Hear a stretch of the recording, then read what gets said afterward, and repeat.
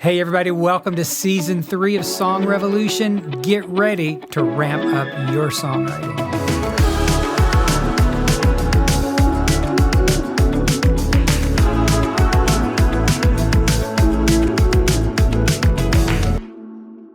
Hey everybody, John Chisum here. Thank you so much for tuning again to Song Revolution. We are here to empower you, to encourage you, to inspire you, and to walk alongside you as you fulfill your passionate calling to write, sing, record, and release your music for the kingdom of God, to change the world, to impact people with your testimony, to draw people into worship, and to help them get to know Jesus the way you have. So thanks for sharing your time with us and being here today. I'm here with Bryant, Urich, and we're going to pick back up today with where we started a week ago. We had Kobe James here last week talking about home recording tips, and I don't believe in tips, tricks, and hacks, but we didn't really talk about that. But we talked. You talk about the secrets, insights, the secrets that have been kept from you for thousands of years, how to record great songs. We're going to pick back up on that, and then our conversation the week before. When we were talking about, kind of moving from your phone recording to the world, from your work demo to the world. I wanted to pick back up on that because I think we hit on some great things. That because we have to start talking at the 30,000 foot view. I mean, we know we're writing songs. We know that we want to somehow record and release and market and promote. It's like the spokes in that wheel that we talked about. And this year, every month we're through our NCS 2025 Songwriting Challenge, the guide is available in the show notes, is to help the people who are following along grow in their ability, to do all of those things, right? But we have to kind of start at the 30,000 foot view and then kind of go granular. Yep. So I think where we ended last time was kind of understanding what makes for production-ready songs. Yeah. Right? If you're going to spend money, if you're going to come to NCS and throw down, well, they better be ready. They better be ready. Or you better get help to make them ready, right? Yeah. Which is also why we're here, with our programs, and we'll talk more about that as we go. But let's just start kind of at the top of the show here. What makes for a production-ready song for you? As a songwriter, as a producer? Yeah. Well, we talked about last time, hearing the song in the simplest form. And I think for me, it's being able to, like, the song still hitting, if you will, in that simplest form. So can the song stand on its own without a big production, without 50 tracks going on, without, A-list players recording on the song? Can it stand, and there are countless songs that I've heard that just the most terrible, kids screaming in the background. There's all like a little phone recording, and I'm like, whoa, that song, that's it. Like, that's a great song. What was there was a Michael Farren song that we sent back and forth that was about the one about his dad. His dad, oh my God, leaving a voicemail. I can't remember. He may have released it by now. I need to see if I can go find it. But Michael Farren is such a phenomenal writer. Iconic Christian songwriter, and now does even some country stuff. But that's a song where I heard, he posted like a really rough video of him playing the song, and it brought me to tears. You just cry, just weep. Yeah, incredible song in the simplest form. And that's, in my opinion, that's a production-ready song, is when it speaks and it translates beyond the production. Right? Well, I remember 40 years ago when I was working with Bill and Gloria Gaither, Bill would say, if you're not moved by a song sung a cappella, the production isn't going to make any difference, right? Yeah, definitely. I've lived by that. Yeah. Well, and there's also, I'll contradict what I just said, because there is another side of, like we mentioned Forrest Frank on the last episode, where he's doing this kind of new modern pop thing. His song, it went kind of viral on TikTok and Instagram, but I'll Never Get Used to This. Have you heard that? I haven't. I got to go. It's the production actually, it actually makes the song. So it's like, I'll never get used to this. Ba-da-da. Like without that hook, that melodic hook, the song, he could play it. And it's a good song, but so there is a case for the production enhancing and like kind of making the song, but in our scenario today, like what we're talking about is the song standing on its own, and I even think those songs can stand on their own in a certain way, right? Yeah, without the production, but it's a blend, but I would say for the majority of the time, if you don't have a great song to start with, the production's not going to make any difference. It's just going to bring out the flaws. I had a guy, it's probably in three or 4 years ago, someone contacted me and they really wanted me to hear the song. They really thought that we could put it out and have a big hit with it. And he said, I spent $8,000 on this recording. And he started naming all the top players in Nashville, some of whom I knew, some I didn't. Yeah. And when I listened to the song, I thought, what a waste of good money, you know? Yeah. And then I had another person that I worked with a number of years back, and they spent literally $88,000 on producing about 20-something songs. Ooh. And I thought, man, that producer ripped you off. Did not help that person at all. And I'm like, give me the $88,000. We'll do something really great with it, because we'll go back and we will fix these songs to where they're production worthy. And I think that's where I'd like to camp out today, is what makes production worthy songs, because going back into our studio and getting the great musicians is not together isn't going to make a great song. Yeah. It's just not going to do that. Right. So, and you can take a song that's not ready to any studio, fill in the blank, and they'll produce your 9-minute song with 8 verses and lyrics that don't make sense. They'll do it just because it's a work for hire thing, and you could bring in the A-listers, spend $8,000. So that's what's really great about NCS, is giving people the full picture of, is this song ready? How do we get it ready? And, giving them the steps to get it to that point. I mentioned Bill Gaither, Bill and Gloria, and I've shared my story many times on the show, so I won't, make it a long version today. But when I stumbled into Nashville in 1983 to take a church job that fell through, and we had $40 and no place to live, this August, my wife and I will celebrate, if she keeps me that long, 45 years of marriage. And we were newlyweds. We got married in 80, and this was 83, late 83. And I thought, wow, if I could ever get a song published, I could just die and go on to heaven, because that's what I wanted. I never dreamed, now looking back 42 years later, of what has happened. I could not have imagined it. But I, through a mutual friend, was introduced to Bill Gaither, and he listened to a song. He and the late Gary McSpadden listened to a song. And I don't know if God shut their ears to where they couldn't hear how bad that song was, or they just saw some potential, or maybe they had pity on me. I don't know. Yeah. But they were starting a new publishing company, and they signed me as a writer. And I started writing 5 nights a week, because I had odd jobs I was doing during the daytime. Yeah. And that was when I started learning how to write songs. They certainly didn't sign me because I was an A-level songwriter. I don't know. Yeah. But they started mentoring and coaching and pouring into me all of the things that I teach today, that we stand for here at NCS. That was when I started learning what it meant to write a song that could stand out above the rest. I mean, there were thousands of songs being written back then, pre-digital.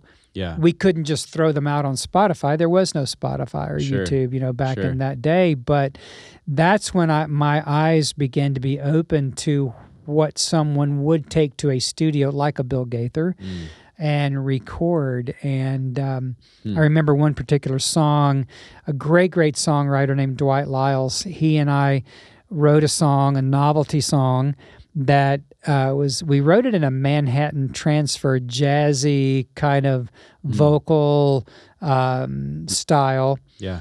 And it was can he, could he, would he, yes he can, he could, he would, and he did. You right? blew my mind when we were sitting at lunch and you mentioned having written that song. And I was like, all my like church early days Southern gospel quartets. Right? Mind was blown. Well, it was originally written as a Manhattan Transfer. If you know, they're kind of a jazz vocal. They were a jazz vocal ensemble back in the day. And we wrote it with that kind of voicing, chord progressions and all that. Well, Bill Gaither heard it, and he was going into the studio with the Cathedral Quartet. Oh, yeah. And they did, can you say me, could he? They did the very Southern gospel version. Sure. It's an iconic song, it exploded, right? Yeah. And all these years later, people still know it. One of my top copyrights ever. But that song, I could never have written that song. First of all, if it weren't for the genius of Dwight Lyles, he's just an amazing genius songwriter. But having grown a couple of years in my understanding of songwriting allowed me to be part of that song. You know, the hook was my idea. Dwight totally helped bring it to life, right? Yeah, yeah. But let me back up one step. When the Gaithers signed me to my publishing contract, my idea of what was a great song is very different than what it is now. I really felt like, because I was so deeply in love with God, in love with Jesus, because of all the great spiritual work and inspiration he had done in my life, that's what qualified me as a songwriter. That people would love my songs because I love Jesus, right? Yeah. And it's just not that. And we work with people every day who say, well, God gave me this song, or God inspired this song, or I felt, angels showing up in the room and I wrote this and now I want to go produce it. But that just doesn't really make for a production-ready song. Right. Well, the inspiration might be there, the idea, the seed, but the skills or the craft is not at that same level yet. Would you say that's kind of it? Well, it definitely is. That's what it is. And just because you've had a spiritual experience, don't want to discount that.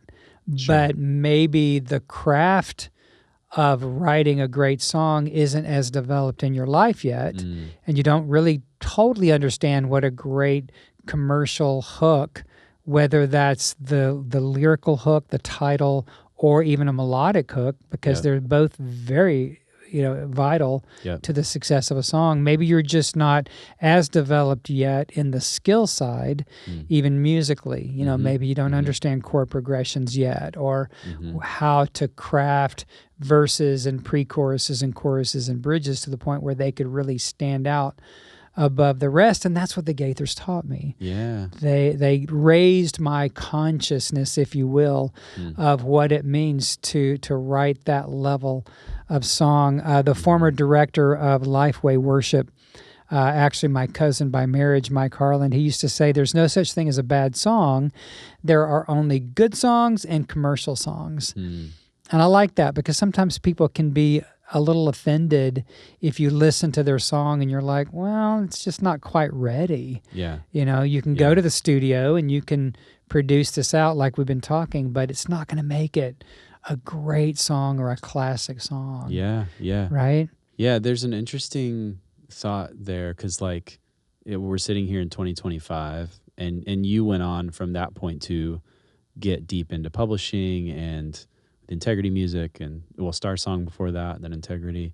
So I'm curious, even the difference between back then as a publisher, because really you were the first step, right? A song really wouldn't make it even to a producer without a publisher going, this is a great song. Is that true? That's totally true. I was a gatekeeper. Yeah. So that was, say, the late 80s, early 90s. We're sitting here in 2025.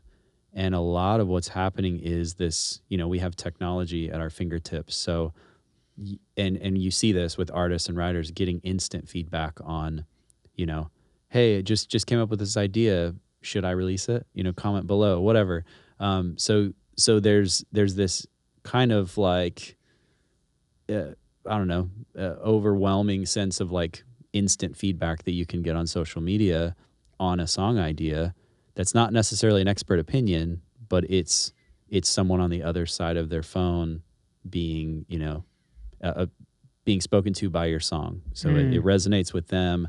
They say, yeah, wow, what a great song. You should release it. So I guess now seeing a song as production ready, how would you advise people versus like only being able to get an expert opinion to get to production back then versus now kind of this like putting it out to the world and letting the people say, yes, that's a great song, produce it. What's the difference there? Does that make sense at all? Like that is great. And that's a great setup for our second half of the show today. Hey, so there we go. So let's take a quick break and come back, because how I want to respond to that is to talk about the different reasons to record and release your songs, because there are different levels or different reasons, and I want to break that down when we come back. Love it. All right. So again, we're going to take a quick break and bring you some important information, and see you on the other side, and we'll pick up where we're leaving off. What would it feel like to have 52 weeks of access to the right people in Nashville? People who've been making music for decades. People who can answer every question that you have about what pro-level music making is all about. Well, you can get that and more by joining NCS Community. Our community is a group of worldwide dedicated Christian songwriters who want what you want, to glorify God with your gifts and to get your music out there. I hope that you'll consider joining NCS Community today. All right, hey everybody, we're back. I hope that you will strongly consider joining us in NCS Community. You're not going to find anything like it at that investment price ever anywhere else. We want to be meeting with you every week and encourage you through an entire year of coaching, just really helping you ramp up, level up to what you feel in your heart. So before the break, Bryant teed me up to talk about kind of what was happening in the olden days back in the Wild Wild West. Yeah. The gatekeeper to everyone's success. Yeah. John Chisum. You know what? It was a whole different day. Yeah. And back pre-digital, pre-democratization of music, which is good and bad, I was one of the gatekeepers for really what was the largest Christian music company in the world at that time, Integrity Music. Yeah. They started out of Mobile, Alabama, out of a Christian ministry called New Wine Magazine. And at one point, they were shipping out 250,000 tapes, back in the day of tapes, cassette tapes, then it became CDs, every other month. It totally changed the face of worship. Insane. God used Integrity Music like no other company to reimagine worship. Reach the world. Reach the world. That's crazy. It just really was an avalanche of amazing worship. Yeah. And I had the privilege of moving from the Gaithers organization. I was VP of publishing for 7 years with them and moved to Mobile. Mobile's not the end of the earth, but you can see it from down there and on the Gulf down in Alabama. But why? Because it's flat? Say that again? Because it's flat? The world is flat. Oh, you can see it from there. I fell off once, but somebody caught me. And so I was managing 18 full-time songwriters and the entire copyright department and functioning as an A&R director. Over 200 pieces of product during my time there. Worked with Paul Balash, Linda Shazo, who wrote More Precious Than Silver, if you know that song. Oh, yeah. Some classic songs and great writers. And I got to be a writer and do a couple of albums as worship leader and writer for them. But that was right at the cusp of the transition from analog to digital. And back in that day, if you were heard as a songwriter, it was because you actually got a publisher to listen to your songs and then go produce them and release them into the marketplace. And so there was a certain standard that we got to uphold as gatekeepers to the world. And that's just the way it worked. Yeah. In the late 80s, when we all went digital, it flattened everything, and over the ensuing years became more and more accessible to where we're really in the Wild West now. For I real, mean, yeah. I joked a moment ago about back in the day. It wasn't the Wild West. We kind of had a control. There was a certain quality that we looked for, and that's how I could manage and work with people like Don Moen, who wrote. He didn't write Give Thanks. Henry Smith wrote Give Thanks. That was one of Don's big songs, but God Will Make a Way and other incredible songs. And the other writers, I signed Paul Balash because he was such a great writer, still is to this day. And the quality was there. And so we could actually be quality control. That's what went away. Yep. Quality control just disappeared. And that's why millions of songs are not heard and don't stand out above the milieu, a French song for morass. A French word. Did I say French song? Milieu. If you want to title your French song. We talk about song. My wife said that I can't put two sentences together unless it's about songwriting. And it's obviously, I can't even do it when I'm talking about songwriting. But yeah, I mean, we're in this deep ocean of mediocrity. And so my personal mission and the mission of NCS is to bring back quality control, because anybody can write and record a song on their cell phone, release it on Spotify in about 10 minutes, but it's just going to, without some wild virality happening, it's just insane. So what we're doing, our mission to empower Christian songwriters worldwide, is to help you level up the quality again so that you have the chance to go viral. So that's kind of the short version of an answer to your question. It's like, what's the difference today? And the difference is in quality, which I don't know, what kind of response do you have? No, I mean, the pendulum swings, right, in like drastic directions. So now we're so far away from that quality control in an era where we have hundreds of thousands of songs being released a day, every day, to digital streaming platforms. And I think we're already feeling, the industry's already feeling that push to bring back quality control. And so you see like Spotify cracking down on certain things, distributors. I think, and this is totally just my look into the future, but I think that distributors will begin cracking down on what they allow, because at some point, if there's so much noise happening, then just no one's getting heard, right? Or you're having to just pour money into exposure, which would be like giving the Facebook monster more money to get your song out in front, or Spotify. Like, everybody's making money from advertising, but I think that eventually that pendulum has swung so far this direction. I think it's already kind of starting to pull back. And so, like you said, what we're trying to do is bring an avenue or a step-by-step process for people to understand what a great song is at the core of it. Like, and starting with the song, right? And then going into production. But it's interesting, your experience as a publisher obviously plays so much into what we do here, and it's really the basis for what NCS is.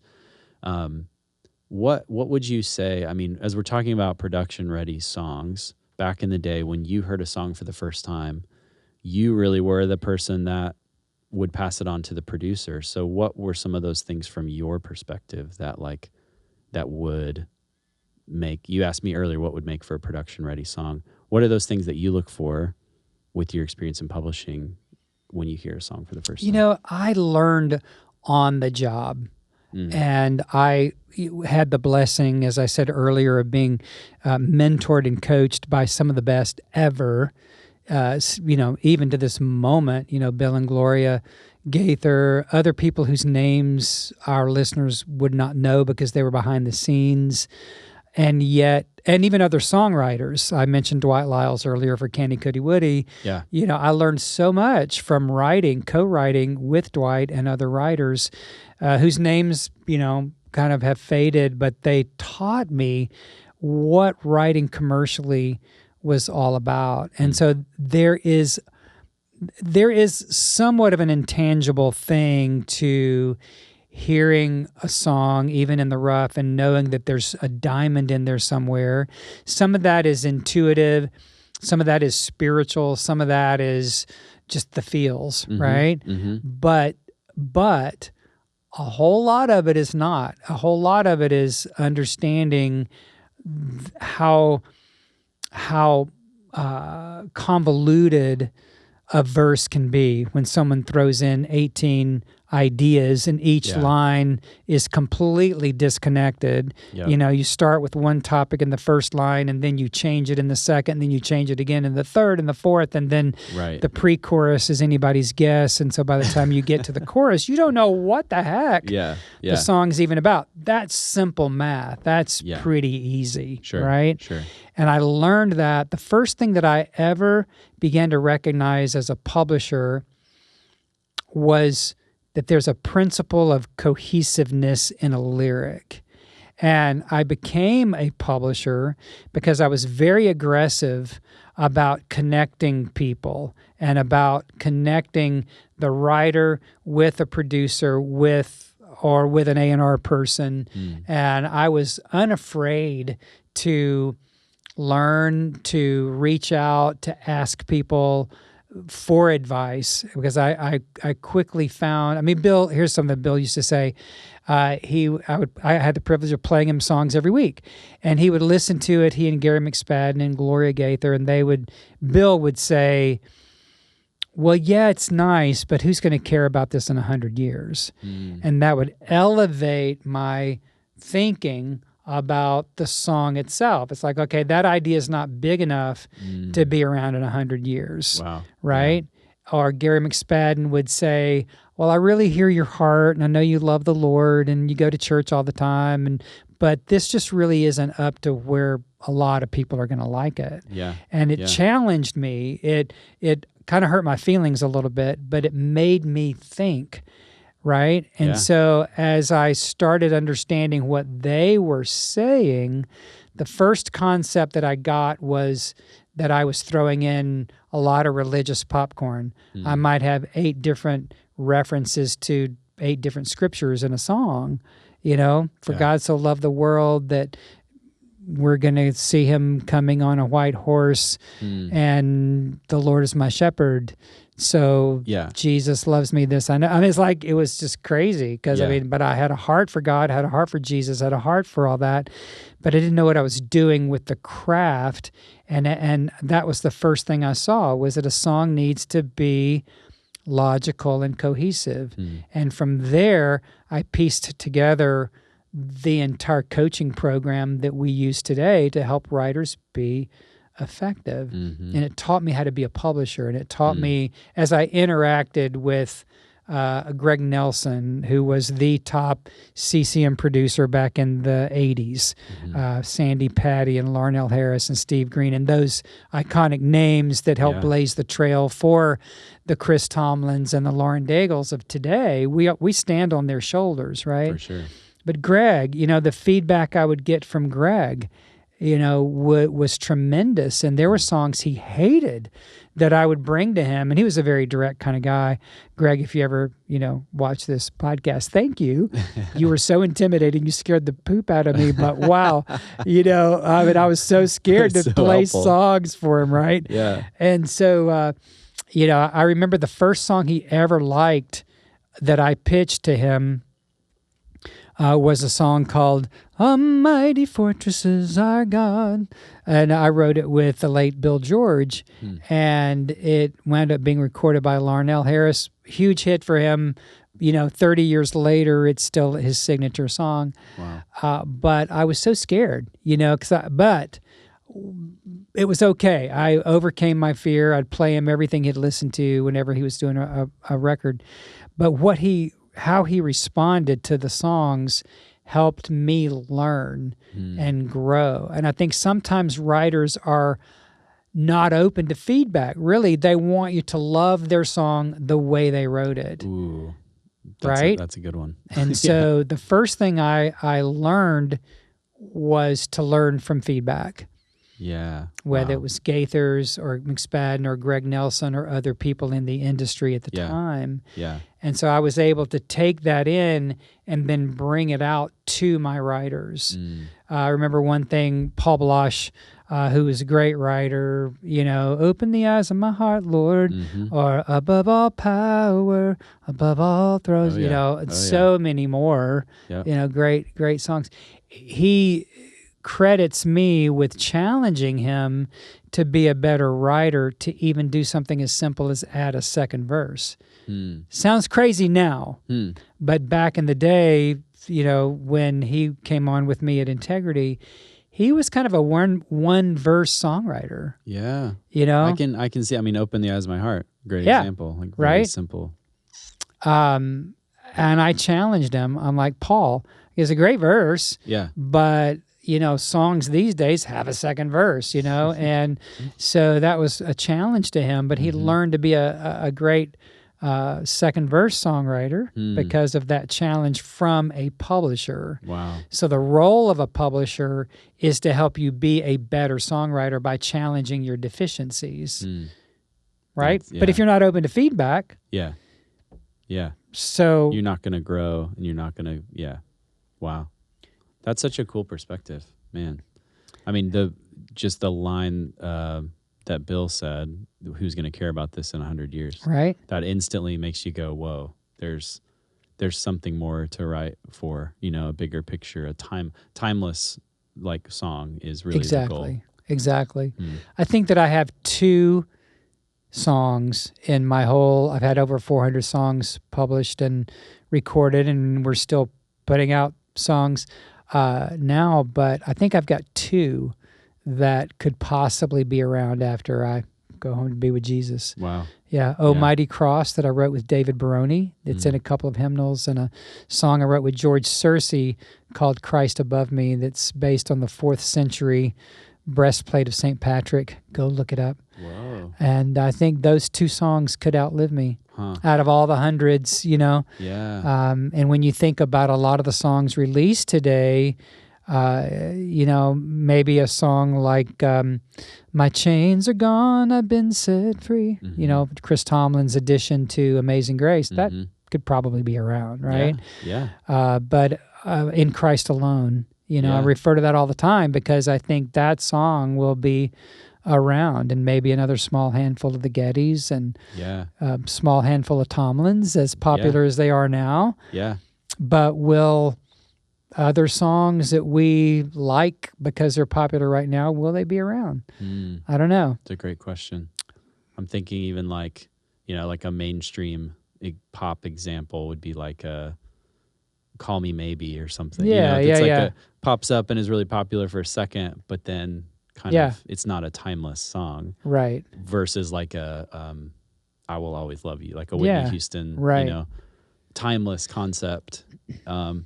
Both songs served a purpose, but one is timeless and will be remembered for decades on decades. And I think that brings up a point I'd like to kind of wrap up with today. There are different purposes and reasons to record songs, to write and record songs. There's that whole group of people, that milieu of people that they want to write because they want to be famous or they want to be something. Yeah. And then you've got people that write because they feel like they've got a strong message. We worked a couple of years ago with one of our NCS collective artists, Patrina Pacheco.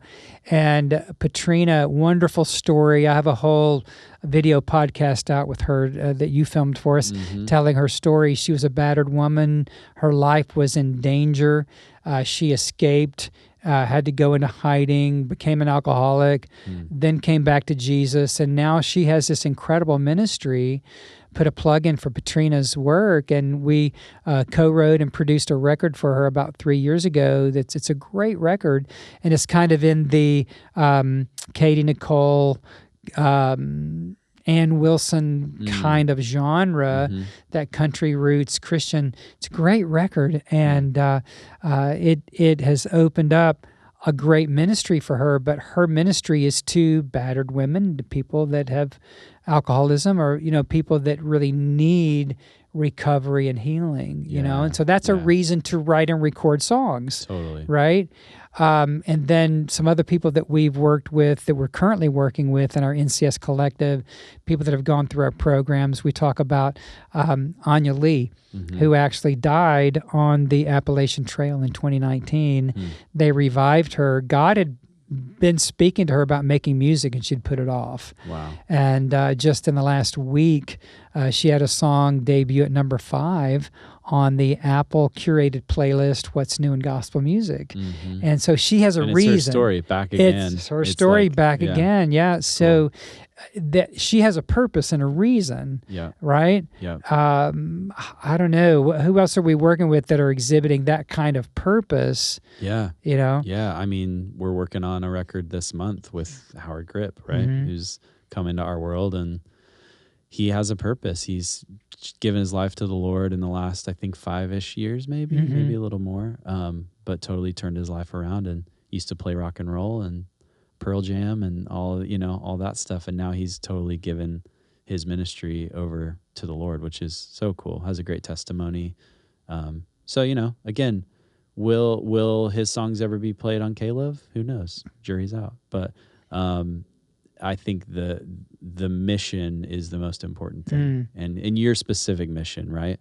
So it's not about coming to someone like NCS or a publisher and going, make me famous, like you said. Right. It's let me be faithful to what I've been given, and let me steward the calling on my life, and tell my story, and be faithful to my testimony. And that's what I love seeing, regardless of where the songs go, or how much commercial success there is to a song. It's, were you true to what you felt like was, what you were called to do? Dude, or, that's worth the whole show right there. Yeah. And what I love about what we get to do through our NCS community group program 101 and artist development is we get to birth ministries. And that's it. Yeah. I don't even really consider us in the music business. I mean, we kind of are, but it really is about birthing ministries. Yeah. So that's so cool. Maybe next time we can talk about Ezra Worship Initiative, another group that we're working with. Bonnie Barbet, who is a prolific songwriter, and so many others that we're working with here. Yeah. It's just a beautiful thing. Yeah. Well, maybe we should go ahead and land the plane. Let's do it for today. So you guys, thank you so much for tuning in. Again, we're in a year-long songwriting challenge. I've written a 31-page downloadable PDF, our NCS 2025 Songwriting Challenge Guide, where we help you to focus on and add to your songwriting toolkit one new skill per month. Imagine where you could be in a year if you follow along, tune into the podcast, join us for our free monthly songwriting training, and then consider joining NCS Community and checking out all of the programs that we offer to empower you as a Christian songwriter. Thanks for joining us on Song Revolution. We'll see you next time. Thanks for joining us on today's show. If you got some value, please help us share the love. Leave a like and a share and a good review. Be sure to check out everything that we have to offer you at NashvilleChristiansongwriters.com. We'll see you next time.